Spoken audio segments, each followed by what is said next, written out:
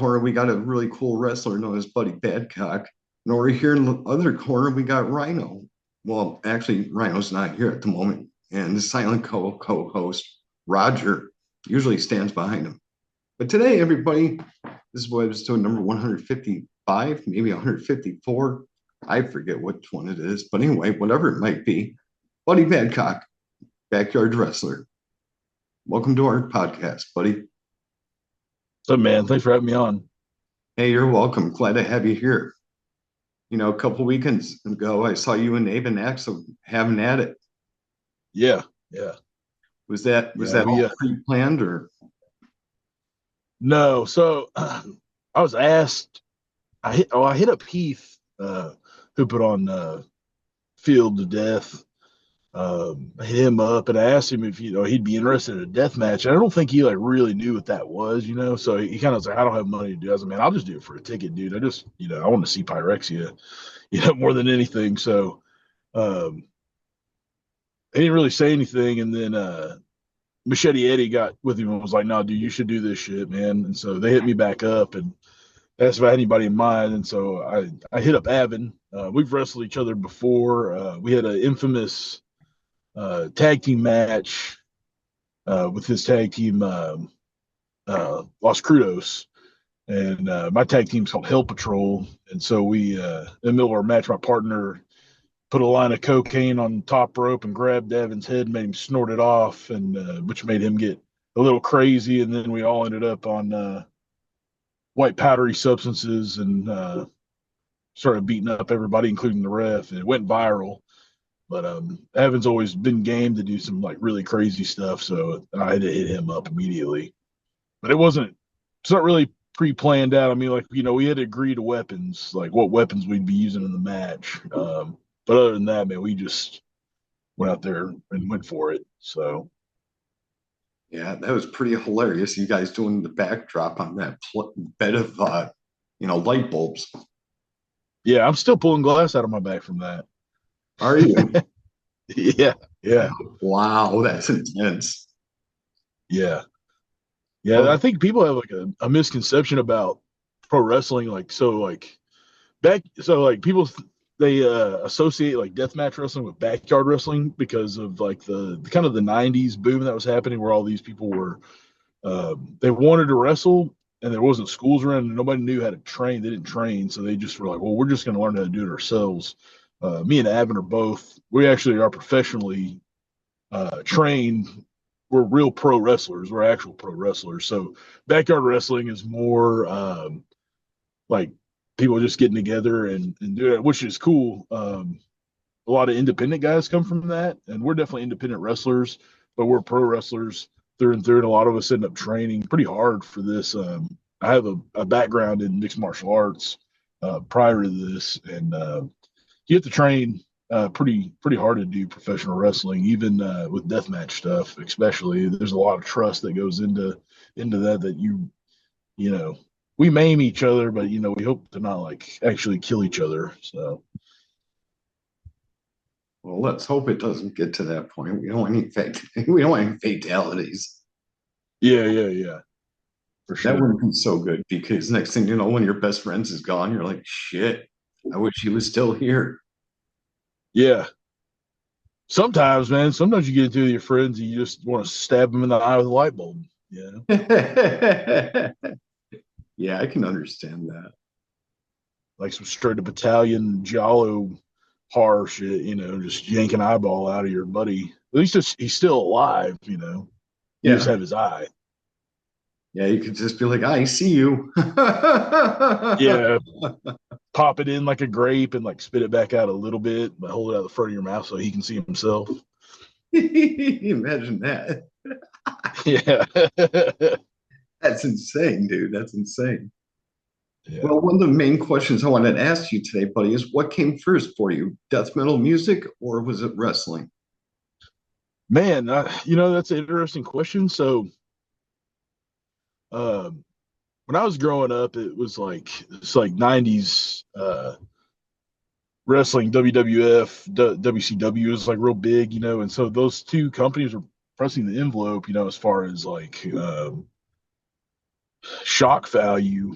and you had guys like The Undertaker and Kane and Mick Foley or Mankind, Dude Love. He had all these different personas, but um, it all kind of came around the same time, man. So I had to be in like fourth grade was really whenever like wrestling was a thing, but also fourth grade is when I found metal.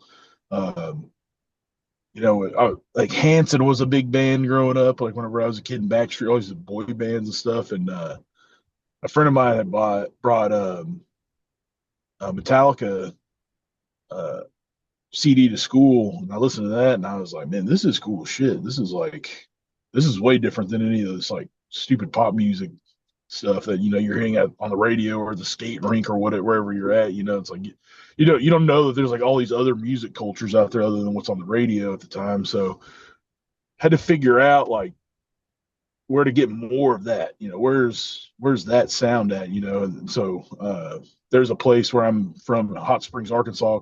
It was called Buzzy CDs for Less. And it was like this hole in the wall, like dude was definitely selling drugs out of the record store, kind of place. But my mom and him were friends, and I was like, man, I listen to this band Metallica, and it's like I think it's called the Black Album, and he was like, oh man, Black Album sucks.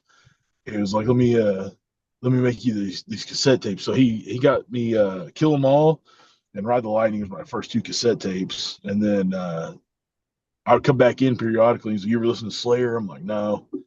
And I'd listen to Slayer, and I was like, how does it get heavier than this? And so I remember trying to order a shirt when I was in high school. I was like gonna get a Slayer shirt or something, and I got an Infinity One magazine. I don't know if you remember that, Oh yeah. but I saw like a Cradle of Filth shirt. I saw the one with the nun on it. And I was like, what is this? And so my love for extreme music kind of oddly enough came from like seeing a Cradle of Filth shirt and then finding like, from there it was like going into black metal. And then from black metal, it was like, well, there's Cannibal Corpse, and then so I just kept going further and further, and like, um, kind of realized like New York music in general, hardcore and death metal, like they just always wrote like really heavy shit, and so I always particularly loved that. And to me, that's the death metal and wrestling go hand in hand, and music in general because there's so many subgenres of wrestling. There's just traditional one-on-one, one pinfall type of wrestling where you just count to three guys out or submission. There's tag team wrestling, there's hardcore wrestling, there's death match wrestling, there's all these different types of wrestling, just like there's different types of metal. And so to me, death match wrestling is death metal. It is death metal personified in a fight. It's we agree to it, but it's like we know that when we're going there, we're both going to be covered in each other's blood, and one of us has to win, or we both lose. It just depends. It's just whatever whoever bleeds out first. So How young were you when you first started wrestling? so like I said before, I had a background in martial arts. I did. I wanted to wrestle, but I didn't know, anything about it. And when you get older, and kids are like, "Yo, wrestling's fake. Can't believe you watch that stuff." You kind of are like, "Ah, man, maybe like I want to like have a girlfriend one day, and wrestling's probably not going to let me have that." People make fun of you for liking wrestling when you're, grown. And so I ended up watching the UFC in high school and decided to go that route.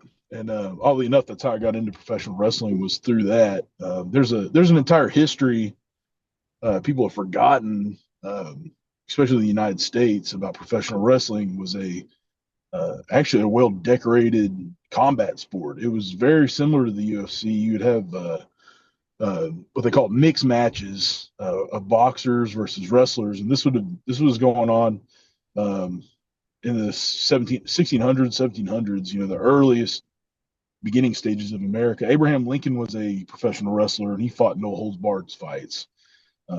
It goes back really far, and so the the term is catch as catch can wrestling. That's real pro wrestling. That's submissions, neck cranks, leg locks, chokes. It's real fighting, and it's turned into what it's turned into today because of the mafia and the mob. Kind of fixing fights and going, let's make some money. This week you're going to lose. We're going to split the money. And that's kind of where storylines and all this stuff came up with. They came up with now with the stuff you see on TV. But the way that uh, I've approached it is way different than a lot of wrestlers, and Avin's the same way. We kind of approach it the same way. We're both come from extreme music backgrounds. No rules. Like you can't have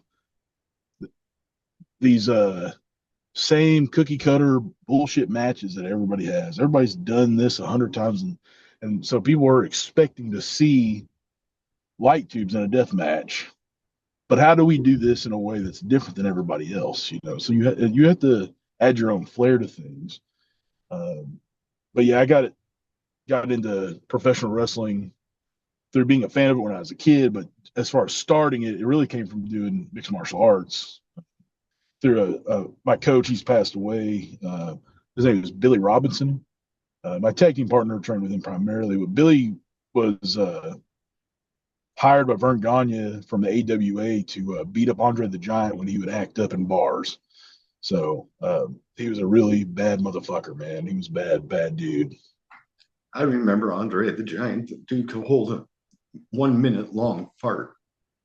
Yeah. Plus, Oh yeah, those are true stories. Yeah, he could also drink more than the average human. Yeah, I mean he would drink entire bars of all their liquor, and him and Billy would get in fights because Billy was a British guy, and they would get in fights because he would never say Billy any drinks. Yeah, so he drank a lot, like ungodly amounts of alcohol. Like I think everybody's seen the documentary where he was talking about how many beers he could drink. It's like he could drink way more than what even that documentary said. Yeah, I remember hearing you could drink like 20 bottles of wine at one dinner. Yeah, I yeah, think who for drinks that sure. much wine? I would have a headache by the time I was done with half of one. Yeah, he's just a big bastard, man. Like it's crazy. I'm a big dude, and I can drink a lot whenever I drink. I don't drink often, but man, the stories I've heard is just it's incredible how much that dude drank. I remember when I was talking with you in person, you were telling me about the worst injury that you suffered from. But let me ask you this. Yeah. What's the worst item that you've been hit in the head with? Ooh. Hmm. I'm gonna say the I had a particular match. It's a match before this last one. It was a light tube.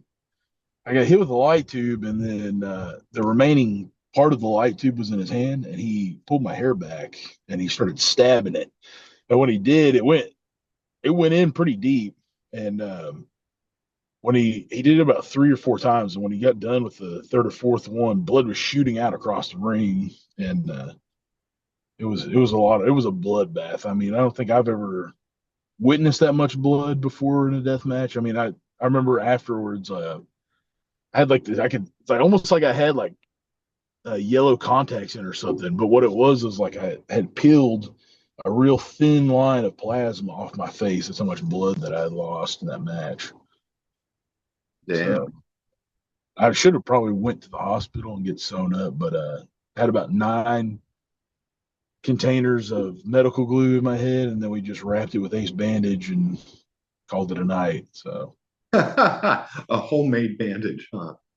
yeah, yeah, Kind of like duct tape and gauze if you have a slice on your arm. yeah. Well, I don't know, like you used to skateboard or not, but like, it's like you twist your ankle and somebody would have an ace bandage and then they would duct tape it, so you could still skate. Yep. So it was very similar to that. Yeah, skating I used to do a little bit of. I was okay with it, but there were times where I really didn't hurt much of anything except for my legs, but that was it. Yeah, yeah.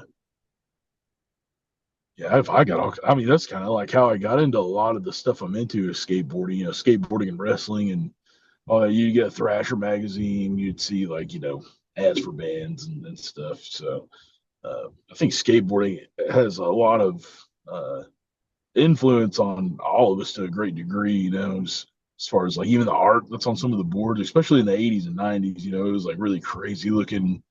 skate decks, if you like horror movies and shit like that, man, it was just, you kind of get drawn to that. And then you'd watch a skate video and you'd hear like a Dying Fetus song or something. You'd be like, what is that? And you'd look it up, and that's how you would get into music.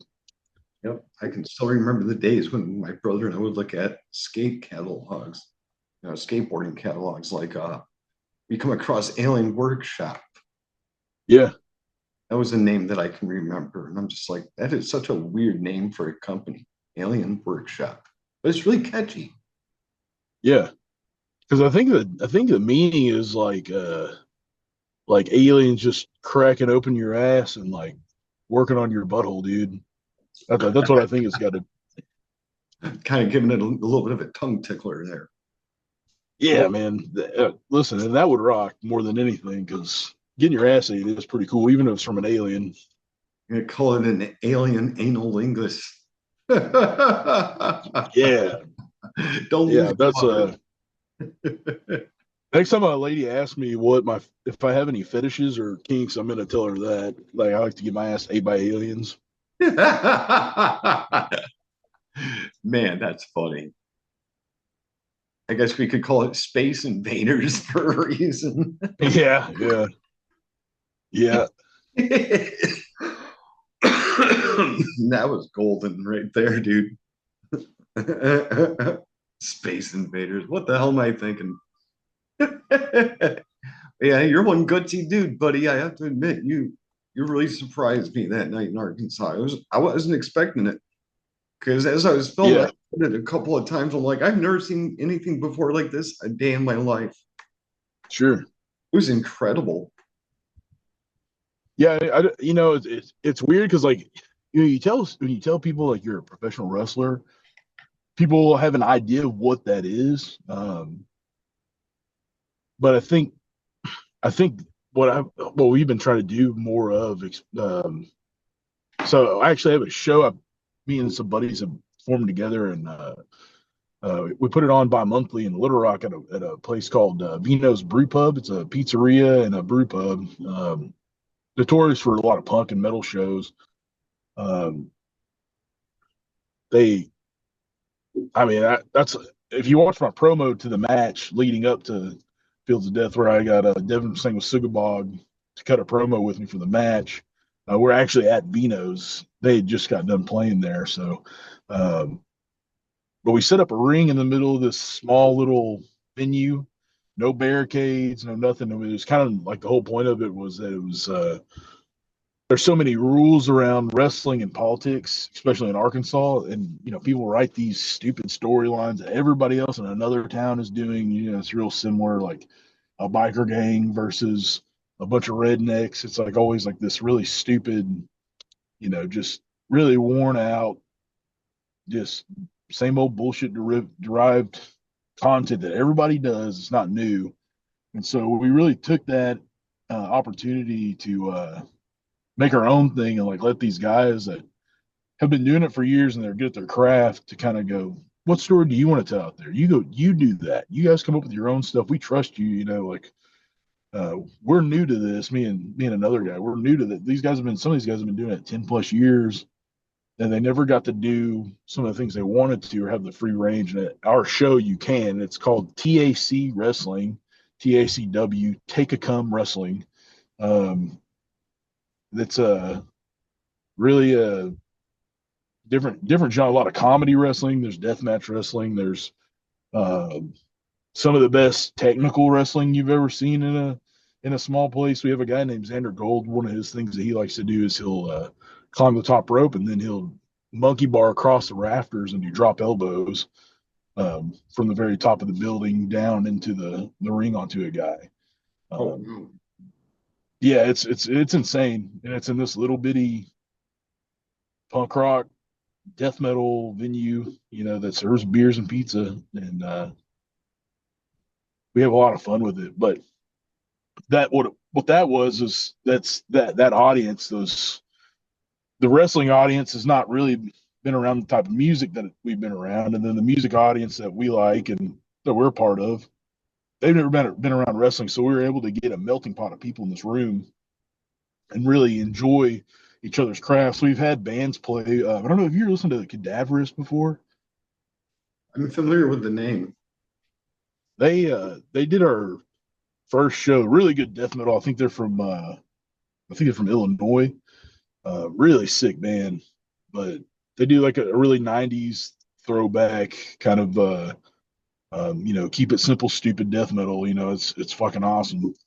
But you'd have these people that love wrestling and they never listen to death metal, or you got death metal dudes that have never watched wrestling. And so what happens is your things start to click for people. It's like, well, these are kind of very similar, and it's not the same shit where you're like, I'm just gonna go watch some bands play. It's like if you go to a music fest, there's gonna be some bands you like and some bands you don't like, but you'll sit and support them and watch them.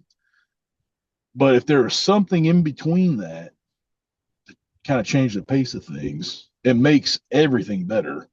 Not because the wrestling's better than the music. It's because it's giving you a break from the music, but it's also some of more of what you like. That's what I feel like with the show that we did when we wrestled at Fields of Death. It's like, well, everybody likes death metal. If you like death metal, you usually like horror movies, and you like to see some crazy shit. It's like, well, you can take that and put this in this violent dance and watch two dudes mangle each other and shove syringes in each other's cheeks and take a watermelon knife out and cut somebody's head open or staple a bag over their head and try to suffocate them. Like it's album art come to life. It's pretty cool. Yeah, it's like what you did with Evan. You stapled that plastic bag to his face, or at least. Yeah. I thought it was pretty interesting because this guy Ryan, he ended up grabbing the stapler and started stapling his arm with it.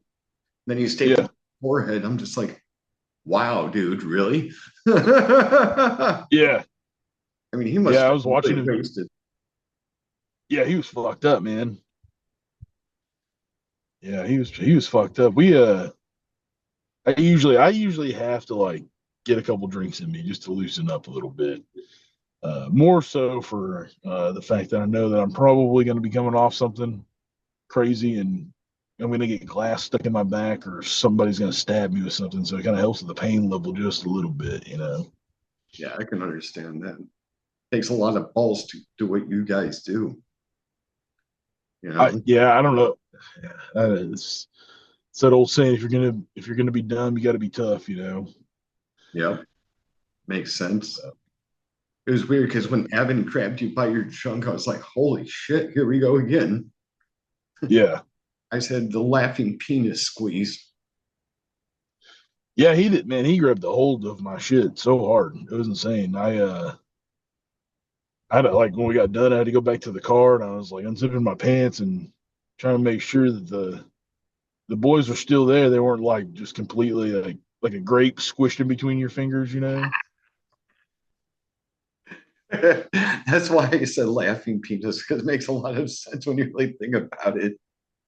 Yeah. I was like, damn, that looks painful. Yeah. Yeah, anytime we've ever wrestled, he always ends up grabbing my dick, man. It's crazy. Yeah, because when I seen him do that, I was thinking to myself, I hope Buddy doesn't pass out from that. No, it would take a lot for me to pass out. Yeah. I mean, if he was like trying to like fist me and twist my nuts at the same time, I would probably pass out for sure. I don't know about all that, but still, hey, whatever makes you happy, right? Yeah, dude, a death match where somebody pulls your pink sock out of your ass would be the most insane time. If people don't know what that means, it means prolapsed rectum. Yeah, yeah, Insanity, dude. yeah, yeah. I've seen some pretty crazy things in deathmatch, and nothing like that. I watched a video the other day of a guy like crucifying a dude onto the mats of a ring. But what he's doing is he takes a nail gun and pulls like the bottom part of his arm skin and just drives a nail through that skin into the mat and does it to his other arm where he's like crucified on the mat. Ooh, It's pretty fucking crazy, man. wow, that is crazy. I mean, have you ever squeezed someone in between the legs like that while wrestling, or is that just an I, mean, avenue? I think it's just that Evan just likes dicks, dude. He's a penis aficionado. Like if he was in high school band, he would definitely play the dick flute and he would be first chair for sure. Skin fluid at its finest. Yeah. That's funny. Yeah, Evan's a man. So he's actually wrestling. There's a gentleman named Casanova Valentine.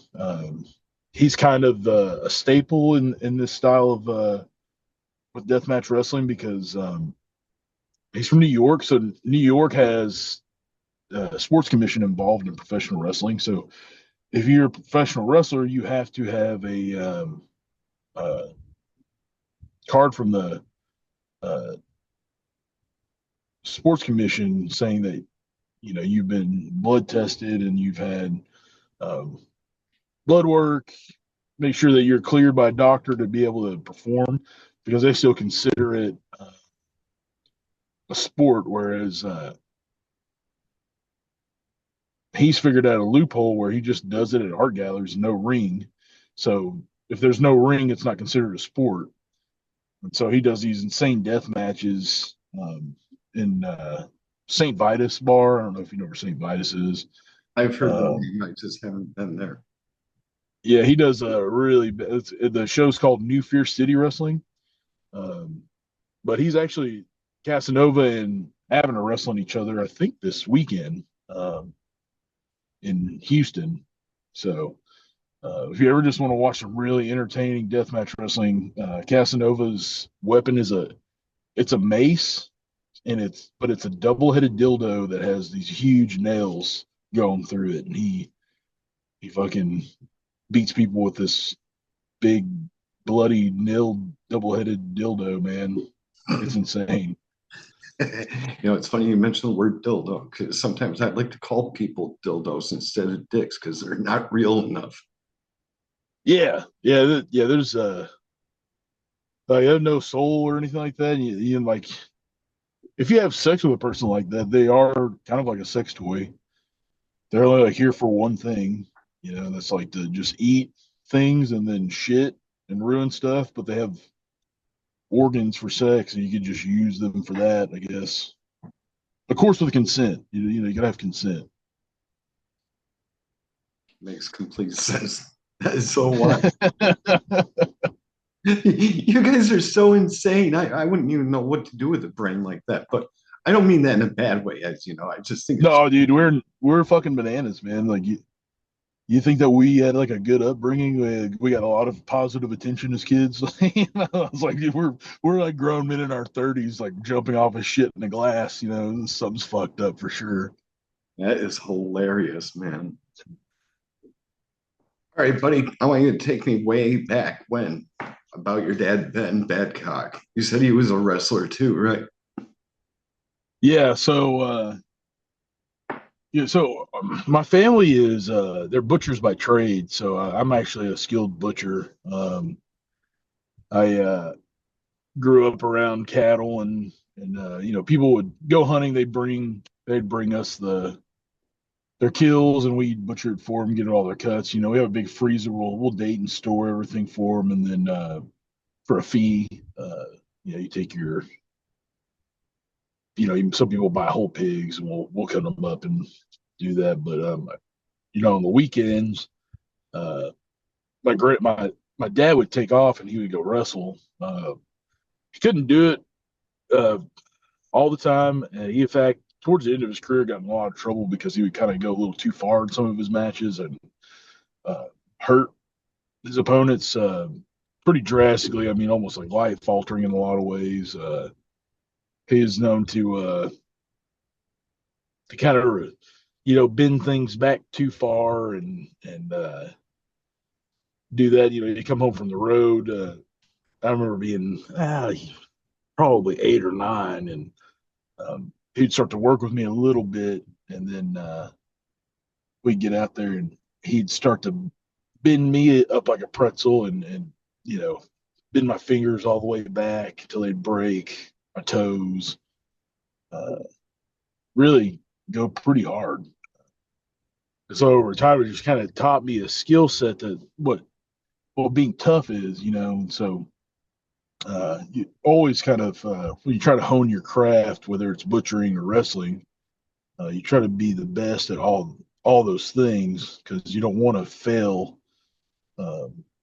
So uh, but yeah, that's kind of how I grew up. I grew up around seeing animals slaughtered, just opened up and gutted, and then also you just kind of, your dad's a wrestler and he's trying to teach you the craft, but more the darker side of it. So um, he would wrestle. I mean, he would wrestle cows and bulls and things like that. He would get them on the ground and he would bend their joints backwards, and uh, you could hear them screaming out in the field. Sometimes you'd have to go out and shoot them in the head, put them out of their misery.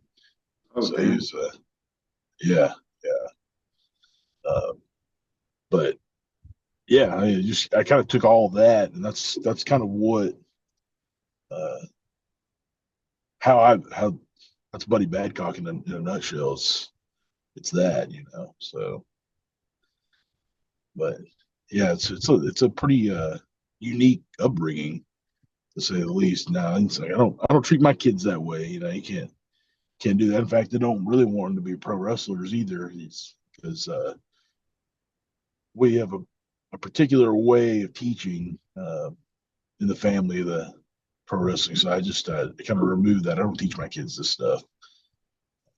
They need to know that there's a difference between what's on TV, the dog and pony show, and what uh what I do is different. What Evan does is different. We're not uh we're not playing games. This is we love this shit. We love it and we're passionate about it to the point where it's sometimes you end up in the ER, having to put some things back in the right place or sew some things up. It's that's pretty dirty business sometimes. So, but we enjoy it. It's a craft that's hard to hone because it's not for the faint of heart. If you're doing these kind of matches every weekend, uh, there's got to be something a little unhinged about you. There's no quarter. You're a person that's willing to go out on their shield, and so that's something that's also kind of missing in the world today. And I feel like the type of deathmatch wrestling that people want to see is what we deliver. We're not a we're not YouTuber rich kids like the Paul brothers who decide that they're going to be pro wrestlers or boxers, which they're both really skilled at both of those things. But uh, first and foremost, we're pro wrestlers. I mean, that's it. And if we could do anything else, we'd probably be serial killers. I wouldn't go that far. Yeah, I mean, it's funny enough that you're maniacal enough as it is. yeah. It's really over this last year, it's really gotten worse in a lot of ways. I came home from the butcher shop and I caught my wife. She was with another man. I kind of lost my shit, and I took that mace that I have and butchered him, and now I've got him. I kind of have her sitting in a wheelchair, and I kind of push her around. I talk to her a little bit. She didn't really talk back much, so I'll be bringing her to some of my matches uh, from here on out. What you saw at that Fields of Death is going to be uh, that's going to be the last time you kind of see that side of me. The new me that's kind of unfolded out of this cocoon I've got is it's way different. It's a way different individual. I've got more brutal, more violent over these last couple weeks, and it's her name's Hope, and when you try to let somebody go, especially a bitch named Hope, it's kind of it's hard to do. You can't just you got to bring her with you. So I'll be bringing her some of my matches, and I've also got a new mace that I'm working on right now.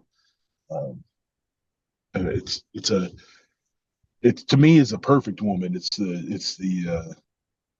my honor and my my ode to violence personified. Um, the mace is called Macho Mama, because she's nice and warm, but she's also really down to get covered in blood. And so over time we'll see this unfold in a lot of different ways, win or lose. Uh, I just as long as I can get that blood on me and all over my mace, and I've got Hope with me watching over me as I commit violence. That's the goal. That everything from childhood all the way through here, it's brought me to this point.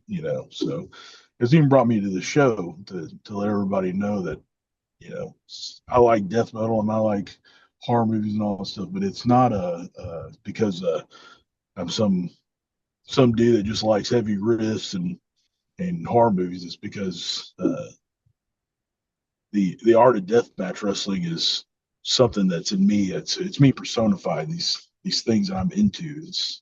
They were already there before I even heard death metal or before I watched a horror movie. Uh, this is this is something that I'm always going to be into till the day I die. Whether that's tonight or that's I'm 70 years old in some fucking nut house for old people. It's just who I am. So, back to bending the fingers back. yeah. I showed you how I could bend my pinky all the way back. Yeah. You're just like, whoa. Yeah, I was like, yeah, dude. Yeah, I mine just snap when that happens. That's pretty insane. How'd you know you knew how to do that? I have no idea. All I do know is that one of them is weirder than the other because you see how bent out of shape Yeah. it. So it's like double jointed? Well, I don't know about that. I would call it flexibility. And I'm doing Yeah. push-ups with it. That's crazy. Yeah, it's very crazy. Is that the only finger that does that? As far as I know. Damn. You ever like walk up to people and just be like, I broke my finger and just have it all Not bent quite like backwards? that. I'd be like, hey, what can you do that I can't do? Well, I can touch the tip of my nose with my tongue. Well, you're right. I Yeah. can't do that. But can you take your left pinky and bend it all the way to the back of your hand? Snap. Oh, shit. I mean, Yeah, I'll do dude. that sometimes. Yeah, I saw that and I was like, dude, what the fuck, man? That was crazy. Yeah. And it's funny that you say that because I remember showing this one person at one time named Rachel. Well, anyway, it was funny because she's like, that was the most disgusting thing I've ever seen. So I posted on my old YouTube channel. It's no longer there, but this one person commented saying, even if that is the most disgusting thing she's ever seen, someone needs to show her two girls, one cup. Yeah. You know what's crazy about that video though? Is that it's actually ice cream. It's Yeah. intimate ice cream. So because when I watched that, I threw up so hard. I remember telling my grandpa about my friend posting that on my MySpace, because you could just see it on the MySpace or whatever. Oh, yeah. And Those were good and days. like because it was on their computer, so I was like, oh shit, like what if they see this? So I had to go tell them. I was like, yeah, my friend posted this video. So these two girls are making out. My grandpa was like, yeah. And then I was like, then they start shitting in a cup and eating it. And he was like, no, what, stop. Now, what were they doing? And I told him, and he was like, you need to get that off there now. But he was all in while they were making out. He was all getting hot and shit. And then once the shit came into play, he was like, oh no, go get that off the computer. Yeah. Yeah. It's crazy that there's some people out there like that. Yeah, man. Oh, yeah, there is definitely that. I mean, whatever, That's whatever, whatever lowers your casket, as I like to say. Yeah, I believe that fetish is called coprophilia, and that's the name of it when you enjoy shit. So Yep. Yep. no thanks. Nope. Not doing it. I've been asked some pretty weird questions from women after matches. Like I've actually had a girl ask me to go back to her place and not wash the blood off, which is crazy because I don't know if you ever smelled like just dried blood after it's been sitting for a while. It's a really unique smell. I don't know, man. I think it's like you said, whatever. What'd you say? Something about a casket? Oh, Whatever lowers your casket? Yeah, yes. for sure, for sure. I don't know. I mean, I took her up on it though. for some people, it's whatever floats your boat, but I like to take it to a whole new extreme level. Well, see, I sell my shirts when I'm done with my death matches because they're covered in blood and I'll sign them and stuff.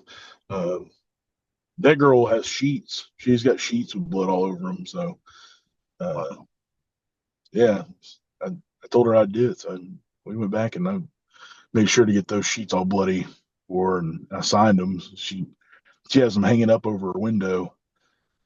Oh my God. Yeah, I haven't been back. I haven't been back to her house, but I'm sure it smells real good in there. It's stagnant. Yeah, dude. That's crazy. Yeah, I think the only kids I can have are ones that are formed by maggots on a bloody bed sheet from the rot. So I don't know what to say about that, but that's I interesting. made sure to I got a vasectomy so I couldn't have kids. Oh, Uh, okay. so that way, I don't want to pass down some of the problems I have. It's genetic. So what I do is things like that. You don't want to have unhappy fans. Some lady wants you to go back and have coitus on a bunch of white bed sheets so she can hang them up and make her house stinky. Who am I to say no to that? Hmm. You are insane, bro. This interview is pretty crazy, isn't it? This is what you were expecting. I really wasn't expecting this kind of interview, but at the same time, you're one of my friends and I love you for it, man. Yeah, yeah. Yeah, Yeah, it's totally. yeah, I don't know, man. I think about fetishes all the time. There's such weird ones, man. Like there's a there's people that like to hear like balloons pop and shit. That's weird. Yep. Wow, man. What are you into, Al? What's your thing? Nothing. Just You like just normal shit? pretty much. I can't really discuss it on here. Maybe some other time. That's Okay. a little bit It's another private right there, podcast. man. Yeah, Yeah. yeah, yeah. That was funny though. I mean, shit. Let me ask you this question though, buddy. What's your favorite horror movie? Of all time, oh man. Uh it's so hard to pick. Phantasm 2 is up there. Um That's a good one. Slaughterhouse is cool. Um I like oh man. Video Rome is cool. Videodrome, I think is the name of it. Man, I like a lot of slashers. I like a lot of like evil shit, like The Void. I don't know if you ever seen The Void or not. It's pretty cool. Haven't seen that one, but I like the Exorcist and also I like Zombie. Yeah, Zombie's great.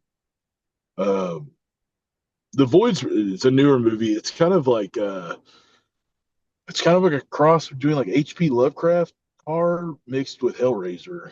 Okay. It's really, really crazy movie. It's a Canadian movie. Trying to think. There's so many different ones. Like some of the newer stuff's been really good. I really dig Mandy a whole lot. I don't know if you've watched Mandy. No, I haven't actually. It's a Nicolas Cage movie. He actually like his weapon in that is like this axe thing, but it is fashioned after the Celtic Frost F, like the logo. Oh wow, The director of the movie is a huge Celtic Frost fan, so he made sure to like pay homage to Celtic Frost with that weapon. that's cool. Yeah, it's a fucking awesome movie. It's like filmed like an LSD trip. It's nuts. Um, Let me ask you this: have you seen Terrifier 3? not yet. I've seen one and two. I want to go see it really bad. I'm gonna try to make a point to go do that this week, probably or next week. I Yeah, I love. want to see it. I really like the. I went and watched the second one in theaters, and I was kind of wondering what if it was going to be as brutal as the first one because it was in theaters, because you know how America is we tend to remake good horror movies and fuck them up, or we'll have a sequel to something, and if it hits the theater, we got to dial it down. And so the thing I liked is that he did not dial it down; it just was more insane than the first one. I'm not going to So spoil I'm it. really, yeah, man, I can't wait to see it. I really love those movies too. All I can say Yeah, is this. They're going to be making a fourth Terrifier, and that'll be it. yeah, yeah. We really needed something like that. Another really cool slasher movie that just came out is called In a Violent Nature is the name of it. It's another Canadian film. It's a slasher movie. Um, it's really awesome. It's got it almost reminds me of Madman in a lot of ways. I don't know if you ever seen Madman from the 80s. No, I haven't seen that one, but I've heard of it.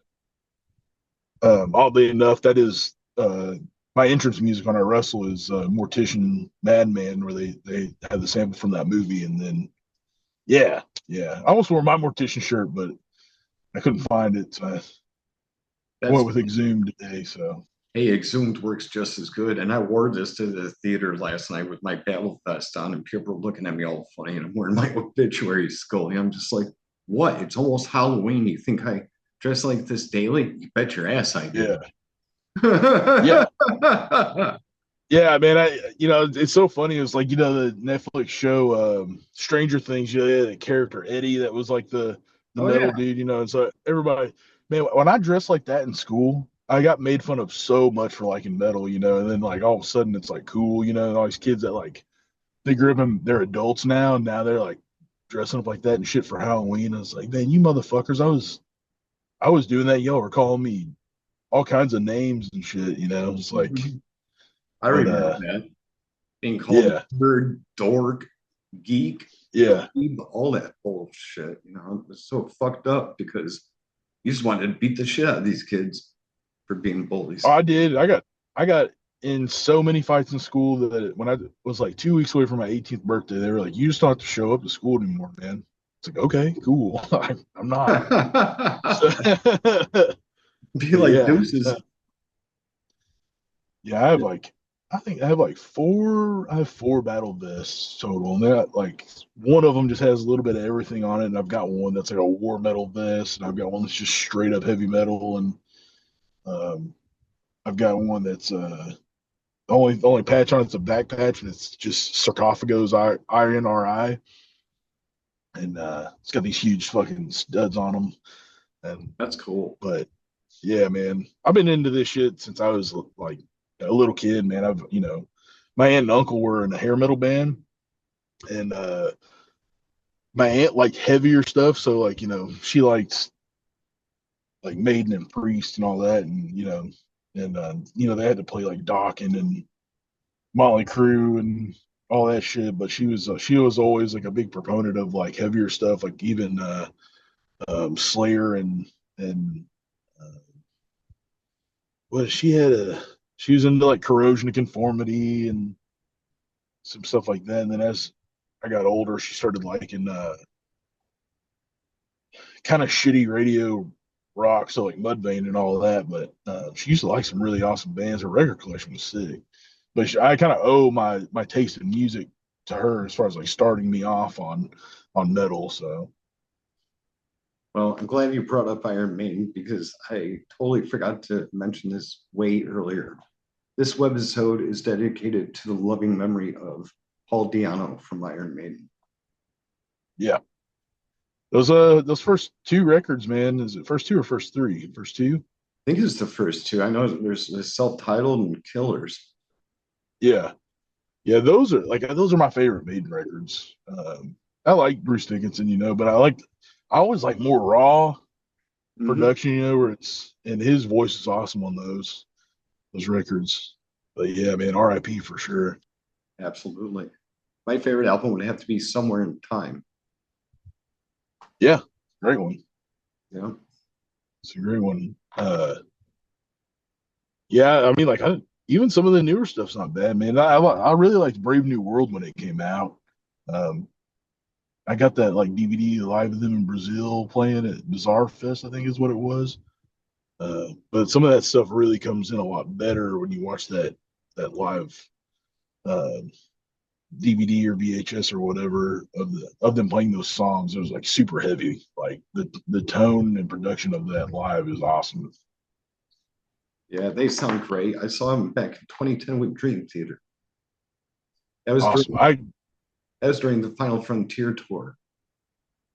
Yeah, I you can miss me with Dream Theater, man. I hate anything that involves being super technical with guitar, man. Like if it doesn't sound like it's been written by somebody who goes unga bunga, man, I'm out. Yep. I I like dumb. I like dumb, man. Which is oddly enough, I really love that new Blood Incantation record. It's really technical and crazy, but it's some of the best music I've heard in forever. And I don't get lost in the whole like, well, look at how good I am at music thing. It's like they're good at music, but they do it in such a way that you don't have to be like, okay, man, we know you're good at guitar. They're doing Yep. it in a way that's like it's palatable and it's kind of cool how it just changes throughout. But have you listened to that? The new Blood Incantation album? No. But I've heard their Man, it's previous awesome. releases. Yeah, they're man, that Yeah, band's so I've good. seen them in Atlanta last year. They were playing with Mayhem and also Gorguts and Cannibal Corpse. That's a hell of a show, man. It was insane. One of my favorite shows I've seen yet, other than Field of the Dead 3, which I give Heath Hyde a lot of props for because you are the man for putting on these events and you're the best festival organizer out there. Yeah, man, it's so crazy. Like I started seeing flyers for the shows he was putting on, and that the area of death metal that I was like really, Lividity and Gorgasm and Deeds of Flesh, all that stuff was like really what I kind of grew up on in high school. And I started seeing these. So I was like, where the hell is this at, man? Who's booking these shows? And um, I missed Lividity when they came through the last time. Yep, it Um, was back in May. but I'm gonna have to keep going out there. And I think, that that that place has so much potential, man. It's really awesome. It's a camping ground. It's if you like death metal, if you're like a real death metal enthusiast, he's booking all these awesome bands and some of the newer stuff. Some of the local bands like on that show, some up and coming stuff is like yeah, I'm curious to see the future for the band Pig Sticker. I don't know if you remember them Oh playing. yeah, they Uh, were they're decent. definitely like a newer band, and you could tell like where they're going. As far as like music wise, and it's pretty cool how they understand a groove. And there's something about Southern people in metal like where it's almost it's got to be biscuits and gravy or something, man. So you just slow down a little bit and like write really hard riffs. Um, but that band's they're going to be really awesome. I feel like if they stick with it. I'll just send you the video that we did in Arkansas from Arkansas Death Fest. Yeah, yeah, for sure. Yeah, we played three originals, then we did Breaking the Law at the end. Oh yeah, that's the first song I ever learned on guitar. It's pretty simple, huh? Yeah, yeah, it's a great riff though. Absolutely, very catchy for its time. Still Yeah, is. yeah. I mean, everybody knows that song, but it's awesome, man. You still play It's guitar? awesome. No, not so much anymore. I did for a while. I got a buddy up the street, man. I moved to this really small town outside of Hot Springs. It's called Bismarck, and my neighbor up the road stops me one day, and I never met him before. I'm like new on the block, and he's like, "Hey, man, you seen this dog?" And I was like, "No, dude, I hadn't." He goes, "Is that a fucking Impetigo shirt?" And I go, "Yeah." He goes, "You listen to death metal?" I go, "Yeah, dude." And he goes, "We got to hang out. Come over by the house." And he's got this insane record collection. He's got like, um, I mean, every genre of metal possible. He's pretty much got like the most rare versions of records and things. He gave me a zine from the 90s. Is like a black metal zine and some like death metal stuff in there. I can't remember what it's called, but it's pretty crazy to see how much culture has shifted, within metal scene where it's like that was not the stuff that's not very PC. There's a lot of like, 90s black metal dudes trying to be over the top and saying dumb shit, but this that guy has an insane collection of stuff. If you ever make it out this way and you crash somewhere, we maybe we can go over to his house and nerd out about some of the shit he's got. He's got original pressings of Dissection Records. Um, for my birthday, he gave me the first issue of Wasp's self-titled release, the one without "fuck like a beast" on it. He gave Oh, me that okay. for my birthday. He has That's multiple incredible. copies of it. So, but yeah. Very cool. Well, buddy, do you have any final words for Underground Noise Webzine? Um, Man, I think what you're doing is awesome. Yeah, I think in a world that we're kind of living in, especially with music and the state of death metal is so unique right now. I'm digging a lot of the stuff that's coming out with some of these newer bands. It's cool to see kind of like the community expanding out and growing, and everybody getting along within heavy music. There's a lot of these newer death metal bands that are just hardcore kids playing death metal. It's not deathcore, but it's death metal, and it's like they understand how to write a hard riff. They don't have to put some kind of real crazy technical aspect to it. It's like they take that thing and make it simple but make it heavy. And you're starting to see these groups come together where they used to hate each other and everybody's getting along. It's really cool. And so the type of music that we like is making headway again. It's cool to see. And so things like this is the more of it that's out there, the more content we can kind of all enjoy. There's have you ever checked out Chromium Dioxide Radio? No, not familiar. I'll send you that, man. The guy's got it's the most insane like metal YouTube thing I've ever seen. You just think like Pee Wee's Playhouse if it was like 80s heavy metal like in a VHS rental place in a dungeon or something. I don't know how to explain. He makes all these puppets and he does all this really crazy stuff. Really cool dude. Puts a lot of work into it. But right now, it's like we are able to invest in shows like this and the things that we like because like we don't have to just sit and watch cable TV and like this show comes on at this time. It's like we can go and watch back catalogs of things that you guys are putting out. So I sat down and watched your interview with the dude from Internal Bleeding, and it's just cool to see what you're doing, man. And I'm glad that got to meet you at the fest, and I'm you know super stoked that you asked me to do this.